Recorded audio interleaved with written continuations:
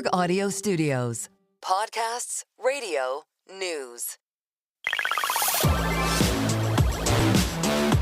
Bloomberg Tech is live from coast to coast with Caroline Hyde in New York and Ed Ludlow in San Francisco. This is Bloomberg Tech. Coming up, Elon Musk's AI startup xAI is rolling out Grok 4, and it will be coming to Tesla vehicles, quote, very soon. Plus, Greylock partner and LinkedIn co-founder Reid Hoffman weighs in on the AI talent wars, why hundreds of millions for salaries is not crazy. And Vada Space raises $187 million in a Series C funding to produce medicines in low Earth orbit. But first, we check in on these markets that just pull back from those near-term highs. Again, we're actually bouncing off of our lows. We're seeing the Nasdaq 100 down only 0.4%. It had sold off more. We've got a big bond sale today. That's a test of appetite on the long end of the curve, and that a lot has been dictating what's happening in the equity markets. We take a pause amid the ongoing barrage of news when it comes to tariffs. Brazil, the latest in the line of fire. But we're looking at crypto still catching a bid. Look at this. We're at 111,000. We exceeded 112,000 yesterday. So risk asset of choice at the moment is up more than 20% year to date. Move on, have a look at some of the individual moves that dictate the move of travel in the Nasdaq 100. Nvidia's off by 0.3%, coming off of that all-time high that we on an intraday basis hit yesterday of $4 trillion.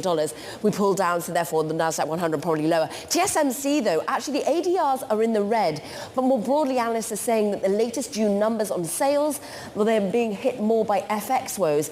This is a strong set of numbers coming from the AI demand and Apple and Nvidia demand for the chip-making juggernaut that is TSMC. And I'm looking at Tesla up 3% in excess of. This is as we get not only hints from Elon Musk on his platform X that we'll see robotaxi coming out in California, in San Francisco relatively soon, but also Grok 4. The announcement of the chatbot, of course, that was showed off yesterday, also coming at Tesla in the near term. Let's dig into that with Jackie Devolos. And Jackie, this really is moving the stock. People anticipating what Grok 4 and the chatbot could do when you're in the car.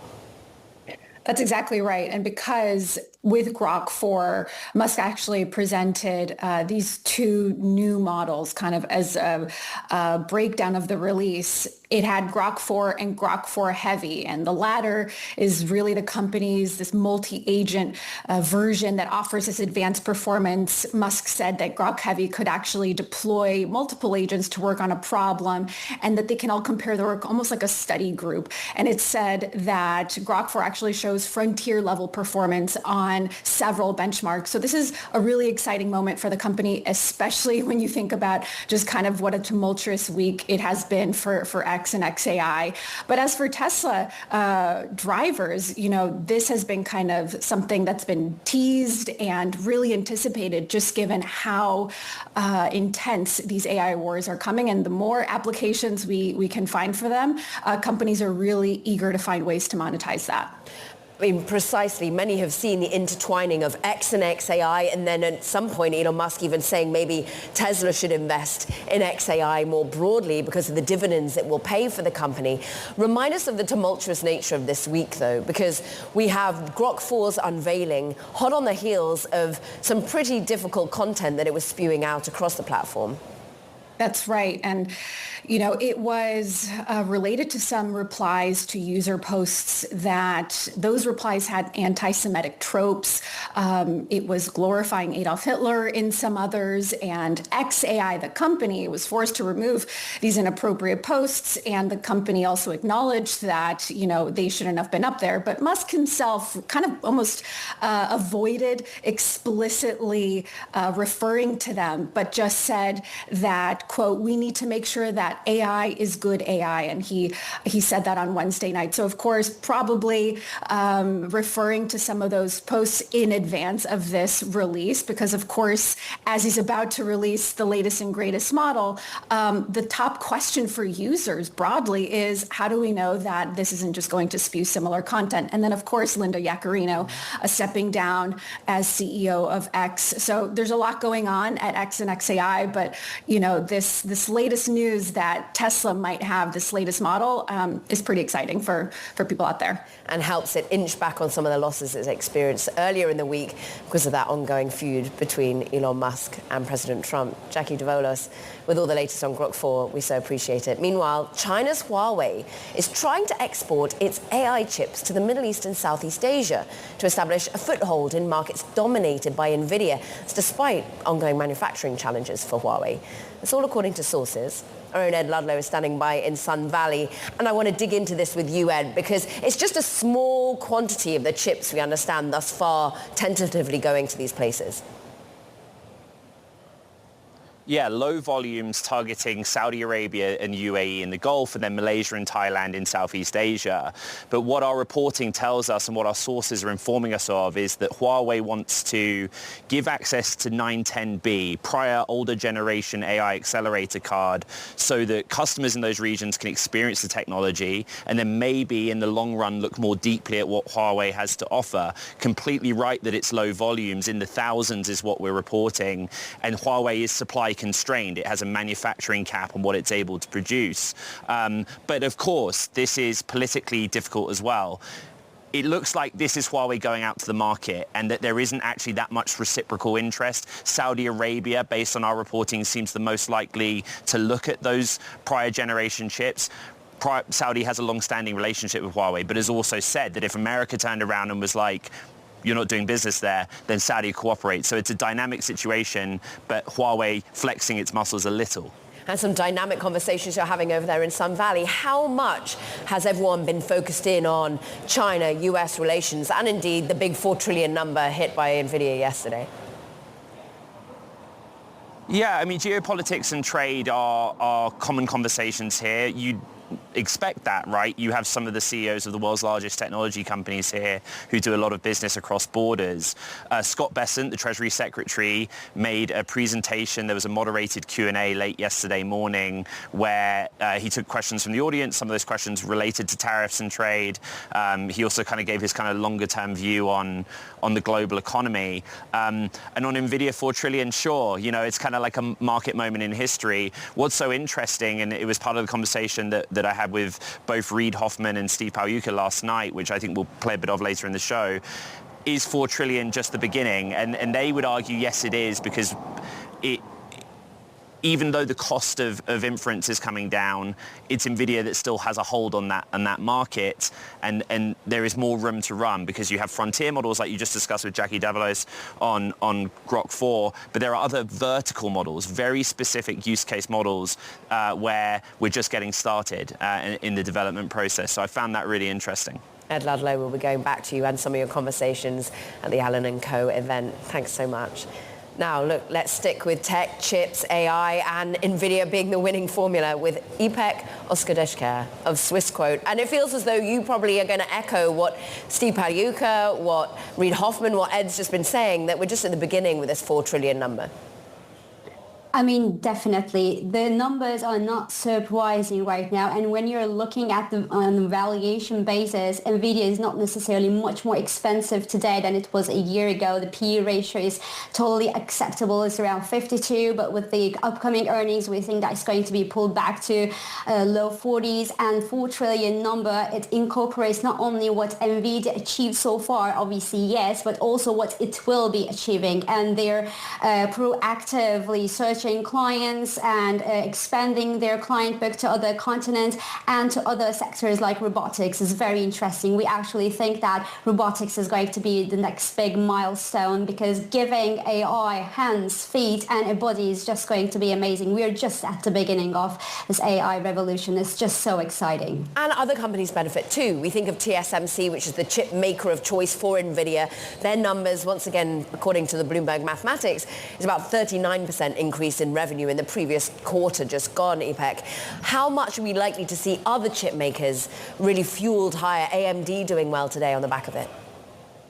Well, we have been quite positive for AMD. It hasn't done perfectly well over the past few months. Now it is back to the bullish consolidation zone. Now we think that companies like AMD, alternative, cheaper versions will be quite interesting when the AI adoption is going to go wider, because some companies will be looking for these cheaper alternatives. This being said, Nvidia is not only offering chips, they're offering ecosystem. And this is where Nvidia is still beating its competition. This is why probably we see the growth in AMD and the investor interest in AMD remain quite low, but we think that AMD's time will come. Both AMD and Nvidia still want to have a presence in China as an end market. And actually there's reporting that Jensen Huang is going out to China very soon because he wants to be making yet another specific chip that is allowed to be exported.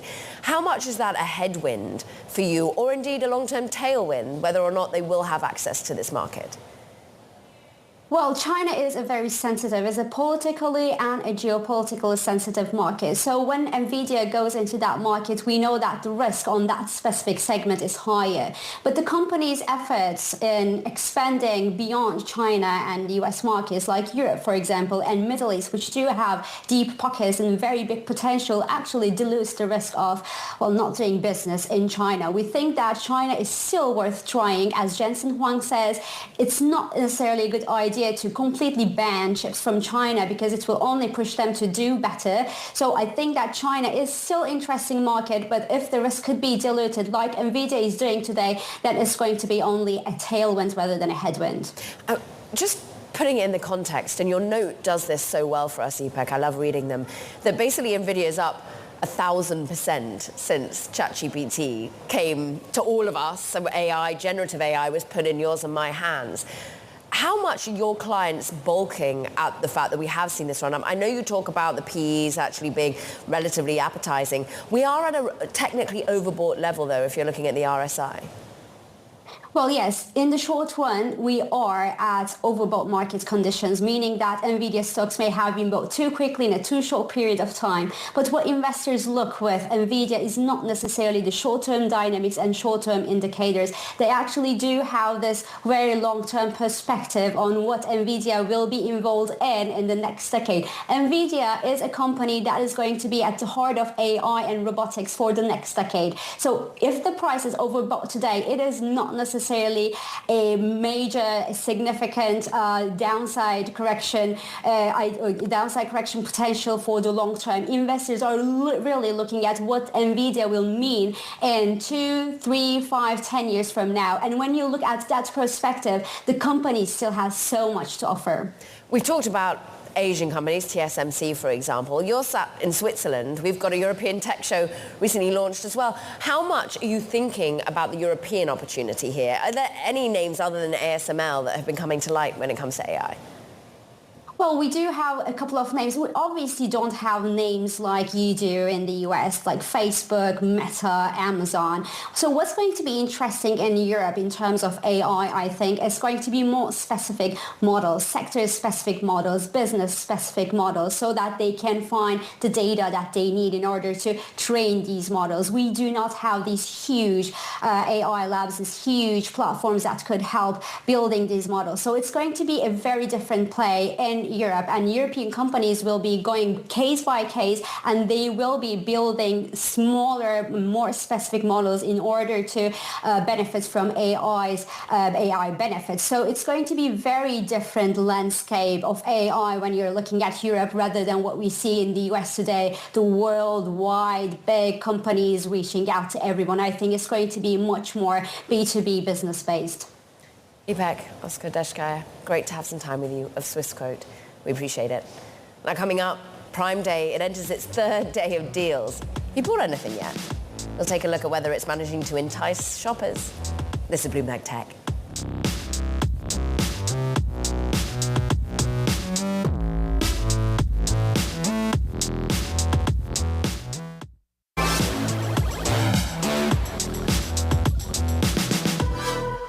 We're really really pleased by the engagement that we're getting from our customers and our members. Not only is the event twice as long, so 4 days as you mentioned, but we're also offering more than double the number of deals that are 50% off or more. That's driving engagement across the millions of deals we have in 35 categories. So we're really pleased, but it's very early, of course. Amazon Prime Vice President Jamil Ghani there, weighing in on the early numbers trickling in yesterday. Let's get an update now with Bloomberg's Spencer Soper. On day 3 of Prime Day, how hard is it to really discern whether this is going well or not, Spencer? Yeah, it's very tricky. You know, you're comparing a 2-day event last year to a 4-day event this year. Amazon's experiment is like, hey, what if we kind of slow the sales cadence down a little bit, but spread it over a longer period of days? Will that be better for us? And that's the experiment. So that's where these next 2 days are really going to be critical. Can Amazon kind of sustain this this kind of more muted momentum over 4 days, or do people just trail off? So that's really what we're looking to see on days 3 and 4. I mean, talking of Momentum Commerce was an advisor that you went to, or a data analysis service that seems to be showing that the numbers were pretty poor at the start of things.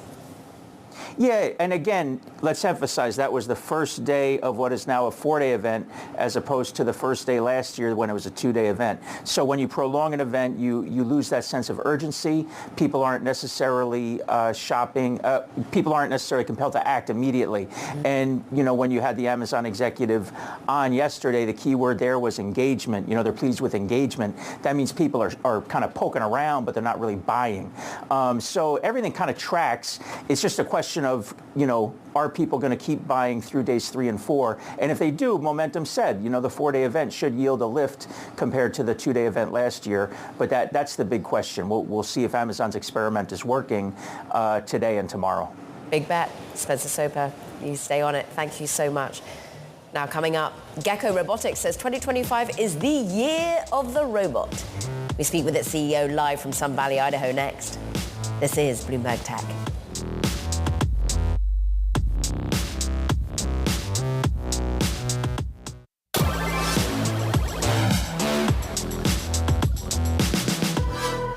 Let's get back out to Sun Valley, Idaho, where Ed Ludlow is standing by with a special guest. Ed. Yeah, let's talk about robotics. And we're not talking humanoid robotics, actually. Really interesting. Gecko Robotics and his co-founder, CEO, Jake Lucerian. There's a lot of attention on you. And one of the reasons why is this super interesting business model.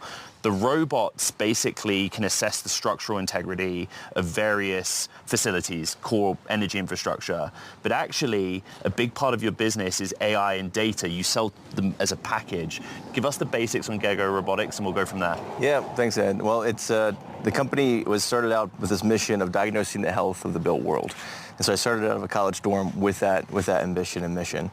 And what we were able to understand and determine is if we start with a foundation of understanding the health of built structures, whether it's a dam or a bridge, a vessel, an oil and gas refinery, whatever the physical structure is, if you understand the health of that, you begin to get really good at understanding how these facilities work and function. And then what we've done is we've used all that information and data and the processing data from the facilities and also the smart sensors that we've built to be able to create an operating platform to help those facilities run, in some cases, 20% less cost for CapEx and running those facilities, but also operate 5, 10, 15% more efficient in some cases. And so the applications in defense and commercial are enabled because we have an unfair data advantage. For someone that's never seen a Gecko Robotics robot scaling a wall, explain what it looks like, how many of them are out there and deployed in the real world, and what kinds of commercial businesses are using them right now. Yeah, so the robots feed into this the software operating platform called Cantilever, and the robots can look like the size of a briefcase, climbing up a wall, climbing around, piping. We also have drones or walking robots or smart sensors. But all these tools are gathering information and data and plugging into that central software. And then what we've been able to see is that customers are actually asking, can we put our operational or our IoT sensor data into that platform as well to derive better results, outcomes, or decisions decisions on the ground. So what we've done is we've begun to enable the folks on the ground to become not just blue-collar workers, but engineers, because they can use the LLM that we have inside of Cantilever to be able to understand what sorts of decisions to make, because they have the data that allows them to be superpowered in that way. So the energy sector is somewhere where you're very focused. Next week in your hometown, home state, there is a gathering, a political gathering with the energy industry. You work with legacy energy to basically say, here's how you could be better. Just explain how the tech works. Yeah, so you're right. In Pittsburgh next week, the president, and put on by Senator McCormick, is bringing some of the biggest names in energy and AI to the city of Pittsburgh, where Gecko Robotics is based. And so what it's going to be all about is not just what's the state of things and what's the infrastructure for AI look like, but more importantly, the message that I'm delivering and I'm speaking on in particular with some of those leaders is how we should begin to judge AI's impact in energy by how much AI can actually create energy. Example, one of the biggest customers that we have that helps to run 5% of the power in the US, the 5 facilities that we've been able to deploy our technology stack and operating platform at have been able to show a huge increase to the heat rate of these natural gas power plants.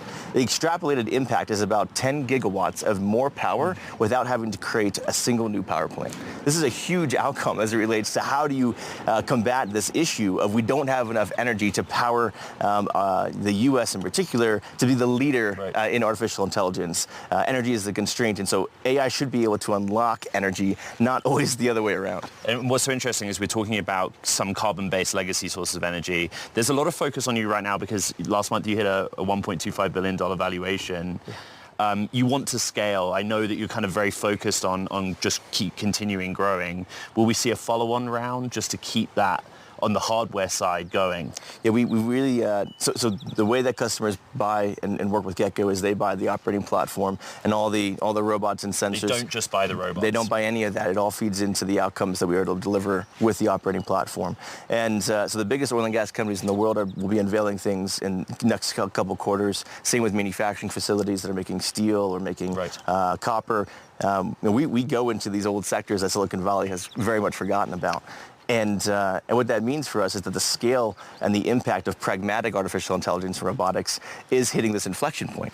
And you think about physical intelligence, and Jensen talks a lot about this, physical intelligence in these built environments, whether it be in the defense sector that we work in or it's in the industrial, there is very little physical intelligence. And so we are the leading company as it relates to creating that, which enables a moat for our artificial intelligence to be exceptionally better than those that are coming with a software-only solution. Meaning, to the answer to your question, scaling and increasing the amount of fuel to that fire is something that we're going to need to do in the next 9 months. Jake, we just have 15 seconds, but your relationship with Nvidia, you happy with them? Yeah, I'm really happy with them. They've been great. But looking at physical intelligence for these industrial sectors, there's a lot more to go, and so hopefully we can help out. Jake Lucerian is the Gecko Robotics co-founder and CEO out here in Sun Valley, and a lot of people are interested talking to this guy, Caro. I bet. It really does feel like the year of the robot. Great conversation, Ed. Thank you. Coming up, our analysts say Apple should consider replacing Tim Cook. More on that note next. This is Bloomberg Tech.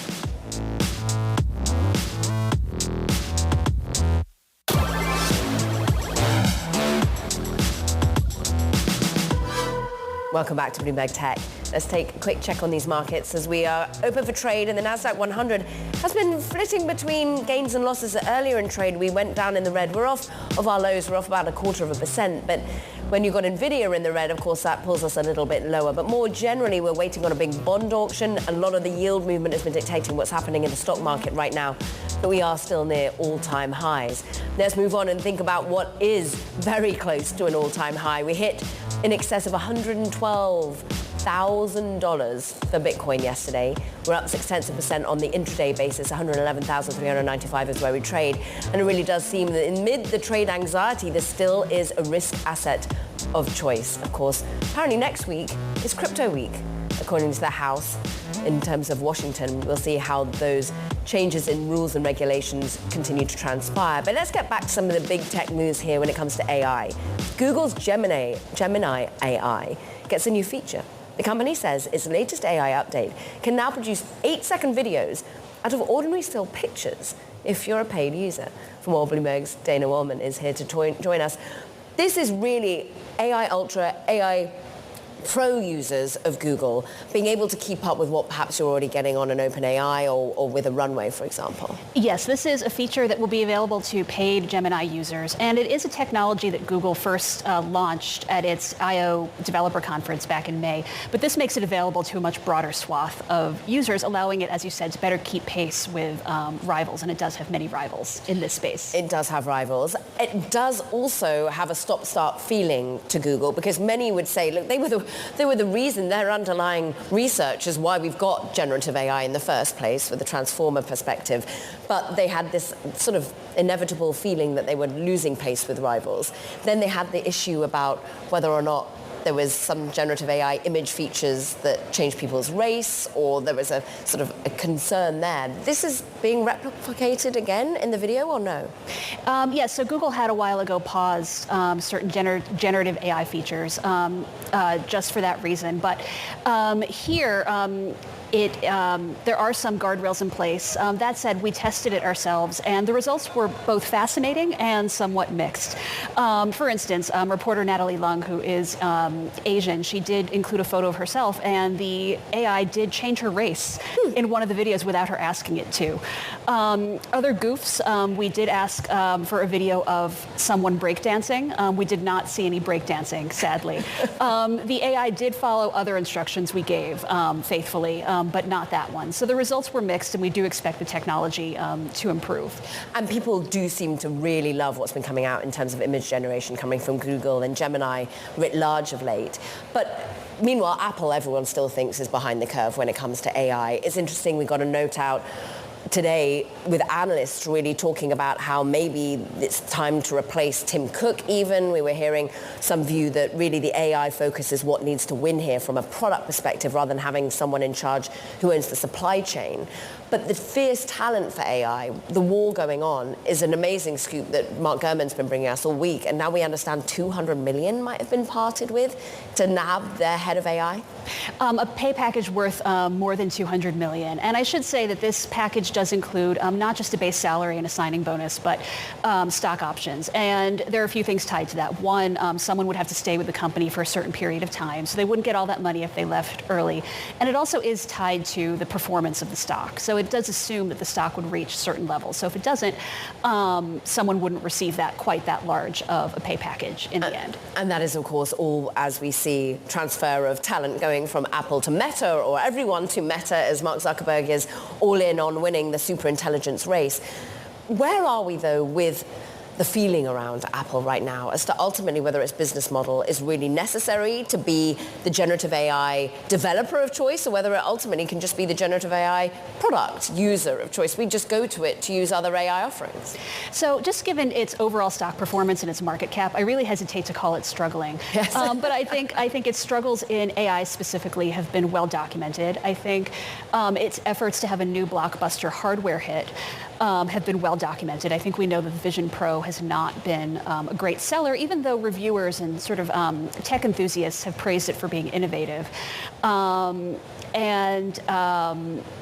Yes, the company does have ways to go in AI, and certainly the poaching is yet another setback in that space. And maybe that's why hardware focusing with Apple Senior VP of Hardware Engineering, John Turnus, is why he's being singled out by the note coming from Lightshed analysts as to whether he'd be the right replacement for Tim Cook. Dana Wollman, fantastic to have her on all things Google and Apple. Now, let's return to that talent war that we were just talking of. Greylock's Reid Hoffman calls multi-million-dollar offers for AI talent, quote, not crazy, when such investments are expected to generate billions for a company. Now, he weighed in on the escalating AI talent war between Apple and Meta, their own Ed Ludlow over in Sun Valley. Well, so essentially, one of the things that's good about having an open marketplace of anything, including labor, is that you essentially get multiple bidders, and that's what sets a price.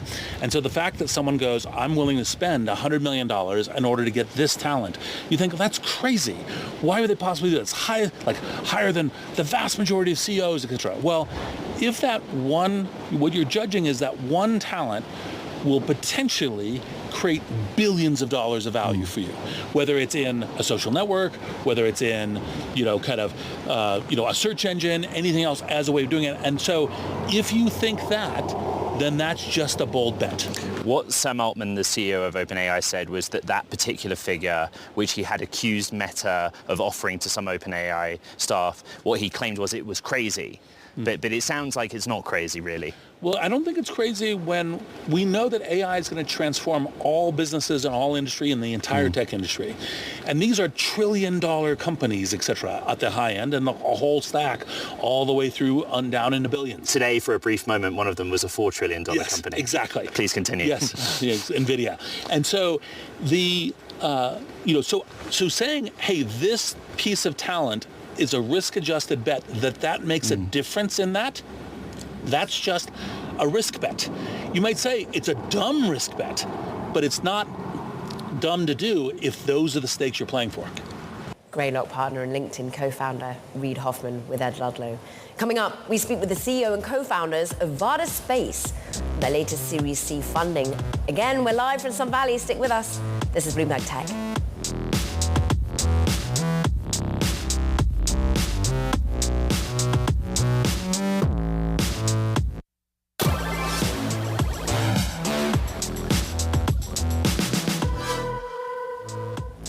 Welcome back to Bloomberg Tech. Now, Vada Space Industries has announced it's raised $187 million in a Series C funding, bringing its total capital raised to $325 million. Now, the company aims to produce medicines in low Earth orbit. Ed Ludlow is standing by in Sun Valley with Delian Asparov, who's co-founder of Vada. And we're also joined by Will Bruy, Vada's CEO. And Will, I start with you. The money, what will you use it for? Oh, we have big plans. The Series C raise is great because it allows us to open up our biologics lab down the street. And the entire purpose of that is to prepare biologics formulations, so medicines for flight in outer space. And the entire purpose of this is microgravity allows us to create new drug formulations that otherwise would be impossible to create on Earth. That's the whole purpose of Vada. And so with this Series C funding, we're able to build out a large lab space to vet those drug formulations before flying them and create an entire pipeline on the way to space. Delian, I just want to point something out, which is that you are also a partner at Founders Fund, and this has worked exactly the same way it always works. You recuse yourself from the round and you represent Vada, but they participated, as did Peter Thiel as an individual. Just to expand a little bit on what Will was saying, one of the big changes that you guys have made over the last year is to start manufacturing yourself away from Rocket Lab, who used to do that as kind of the third party for you. Why is that significant, and how does that ramp look? Yeah, I mean, they were, sort of phenomenal partner, and we're deeply grateful, to them in that they got us off the ground, very quickly. But as we were looking to, sort of scale up our cadence of flights and ability to truly control our supply chain, we had to go more full stack. And you see this in a variety of different aerospace companies where as they scale up, they tend to go more full stack over time. So that's going to allow us to, fly 4 times next year. And then after that, ideally start doubling basically every single year and be able to control that doubling entirely in-house. And then it just expands the capabilities that we have on the spacecraft. In terms of biopharmaceutical production. By owning more of it, we're able to expand the capabilities of what we can have on board. Well, Dell's talking about all of the ramp in launch, getting to orbit. The big, beautiful benefit is zero gravity, right, in the pharmaceuticals context. But then you've got to get back down to Earth, and that's been one of the really exciting parts to track with Vada, the video in particular. Explain how that process works and also how it's going to go going forward. Yeah, so you hit the nail on the head. The entire reason for going to space is for microgravity. It's just a fundamental force of physics that you can't change on Earth. We don't want to go to space to have to make these new drugs. You just have to because of the laws of physics. And so our spacecraft allows us to do that quickly and cheaply. And a part of that is once we make those drugs in orbit, in microgravity, so that they're different than they would be made if they were on Earth, we have to bring them back. And that's certainly the most exciting part for the aerospace engineers here. My background is also aerospace engineering. Like you said, the video is phenomenal. We hit the atmosphere going Mach 25. So that's 25 times the speed of sound, 27 times the speed that you go on a commercial airliner. And so you rip apart the atmosphere and you create this beautiful plasma of a shooting star for over a minute across the sky. It's beautiful on the way back. The passion is real. Delian, the demand is real as well. I'm interested in the DoD and the government perspective here because we have seen so much more focus coming on space and defense more broadly.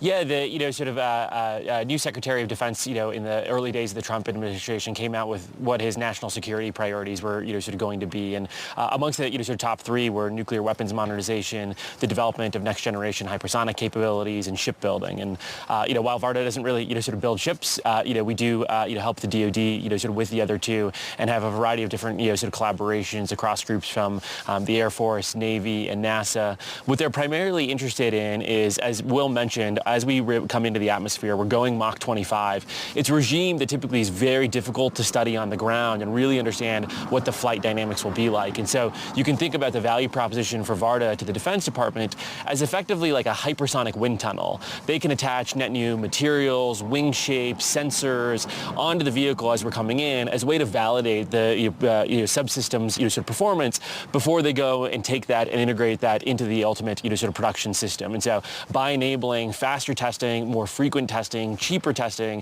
it allows us to expand on our capabilities and ideally both catch up to and surpass some of our near-peer adversaries like China and Russia that have demonstrated some pretty phenomenal hypersonic boost glide capabilities. I also think that the competition is somewhat closer to home, or maybe it's a frenemy situation, Will. You have got such a broad experience. You've been flying the Dragon yourself when you were working at SpaceX. You've also worked in banking. You've founded your own venture fund in many ways. But Will, I ask you now, what is your biggest headache? Is it talent? Is it the race for talent? How do you expand? Well, believe it or not, there's not that much competition in reentry because we're so much different than other commercial reentry vehicles like SpaceX's Dragon or Boeing's Starliner. We are much small. We're off axis in almost every way. We're much smaller. We're higher cadence. We're not human rated, and we're lower cost. So it's more of a complementary situation. As far as headaches go, a lot of them are gone now thanks to a working spacecraft and funding to grow. It's more about enthusiasm and excitement here. I would say the challenge over the next couple of years is really to scale up that cadence because as we scale cadence, we begin to look more and more just like a zero-gravity oven to the pharmaceutical industry. They quite frankly don't care that we're going to outer space. They only care that we can deliver new drug formulations, and we just happen to have to do that by going to space and back. So the more often and the more frequent we can do that, the more easily it is for us to integrate into the pharmaceutical supply chain. And so that's the big challenge over the next couple of years is increase cadence, fly more spacecraft, and develop more drugs on board. Delian, the misconception maybe or misunderstanding about what Will's talking about, ramping the cadence, is the cost consideration flying SpaceX on transporter missions. Actually, my understanding is it's not that great a cost. But would you talk a bit about the relationship and how it works, hitching a ride on Falcon 9? Yeah, I mean, to give you a sense, of our total all-in mission costs, the SpaceX launch costs represent about 20-25% of our costs. So it's not the majority or anything. It's also definitely one of the larger line items. But there's a lot of other things that go into operating sort of our business. Our business could not exist without the sort of Falcon 9 being reusable and that sort of transporter program. If you think about even sort of 5-6 years ago, your only real option to get up to orbit was having to buy a full dedicated rocket or find some way to squeeze yourself onto a large geosats, sort of launch and, be on board, but, find your own way to orbit. Now, these transporter missions, they're doing them, I think, on the order of 3 times a year. They've started to add on, different inclinations in orbit. They have these bandwagon missions that go to, sort of polar orbit. And so it's been a really, sort of critical, sort of part of our ability to actually succeed as a business. I think there's just this interesting, sort of pattern in technological history where when certain infrastructure layers get built up, it enables these net new, sort of business opportunities, right? In some ways, for a business like Uber or Airbnb to get built, you kind of needed mobile to become very distributed and have the app store, and that's what really enabled those business models. We think of, sort of the access to space and what SpaceX provides us is the same way. It's a fundamental infrastructure layer that enables our business, and it wouldn't have been possible, sort of without them. And so we're thrilled to have them, sort of as, sort of partners, and have lots and lots of, rockets, sort of booked with SpaceX. I think, we've booked out all the way through, I think, Q3 Q3 27 or something like that. You know, Will, we recognize here on Bloomberg Tech, there are many in the space industry who have looked to the defense apparatus of this country and the defense use case to kind of start to get off the ground because of grants and because of the availability of freedom to move. But long term, what is the business model? Who will your customers be when you're able to bring payload back down to Earth, pharmaceuticals developed in that zero gravity environment? Yeah, it is a new technology, and what's cool going to the defense aspect, and Delian hinted towards this, is that because reusable and commercial launch is a unique American asset, Varda is also a unique American asset on top of that. So it's almost a leapfrog above everyone else. And so we have this cool armada of small, low-cost, high-cadence reentry vehicles that can provide a service continuously for the Department of Defense as a hypersonic wind tunnel, like Delian mentioned. So to answer your question, what that means is now the Department of Defense can test things like sensors, new materials for heat shields. They can test flight computers and RF or radio frequency systems, navigation systems. So very similar to like a wind tunnel where it's acting as infrastructure so that the Department of Defense can advance new technologies faster and cheaper. Fascinating conversation. Thank you for all joining us. Will Brewy, Delian Asmarov of Vada, and of course, Ed, stick with us out there in Sun Valley. We thank you. Now coming up, we're going to hear from Steve Paliuka of Bain Capital and his outlook for the AI sector. This is Bloomberg Tech.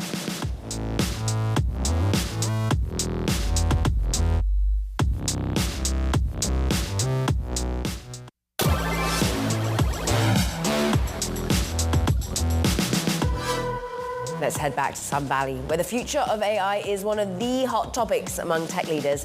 Steve Paliuka of Bain Capital sat down with Ed Ludlow to discuss, well, why the AI revolution reminds him of the early days of the internet, and actually talk about the potential for AI to transform productivity. It reminds me a lot of, the period of kind of 98, 99, 2000, 2001 in the internet. That's worrying. Well, no. There were some fits and starts, and there'll be some fits and starts in AI. But I think we're almost past the fits and starts stage. You've got kind of 9 global foundation model companies, 8 or 9 out there, Perplexity, OpenAI. We actually funded a startup from MIT that has modeled a new AI system on a worm's brain, believe it or not. Do you know how many neurons a worm's brain has in it? Educate me. 305. Okay. How many neurons do you think a human brain has in it? Many, many more. 86 billion. Right. And you're smarter than most, so maybe you have 87 billion. It's kind of you to say. But these wonderful scientists at MIT came up with this model called the neural network model. And of those 9 companies, they're one of those 9 companies out there that are state of the art. They actually, because they've used the neural network model, they use 80% less GPUs to build the model, and therefore they'll be perfect for edge devices like phones because you don't need the power. And so a ChatGPT model costs about $500 million of GPU to load it. You can do that for 85 or 90% less, and this model can sit on phones, and they're signing deals with edge device companies, as we speak. So it's very exciting, and all the costs are going down for the chips, for the model loading, and as opposed to the internet, which there were some very few big winners. I think there will be a lot of winners here because there's going to be vertical models and foundational models, and the vertical models will be chock full of expertise. For example, a medical diagnosis model that focuses on disease states and giving you a diagnosis, and some of these models are proving much better than humans because it's a game of elimination. Once you put the right data in, it gives you the diagnosis. Same thing, reading x-rays. Right. AI models reading x-rays are now beating the top humans in the field. So really, we're only still in the early stages. It's going to revolutionize productivity. It's going to have the same impact the internet had 20 years ago, and it's going to be a 20-year run, and that's why Nvidia's value is so high, because they're in the catbird seat of the chips needed to power that revolution. Steve Paliuka of Bain Capital and the Boston Celtics. Now, that does it for this edition of Bloomberg Tech. Next week, Bloomberg Tech will be live from Panasonic's new EV battery plant in Kansas. Tune in for an exclusive interview with the Panasonic North America CEO on Monday. And meanwhile, don't forget to check out our podcast. You can find it on the terminal as well as online on Apple, Spotify, and iHeart. From Sun Valley, Idaho, and from New York, this is Bloomberg Tech.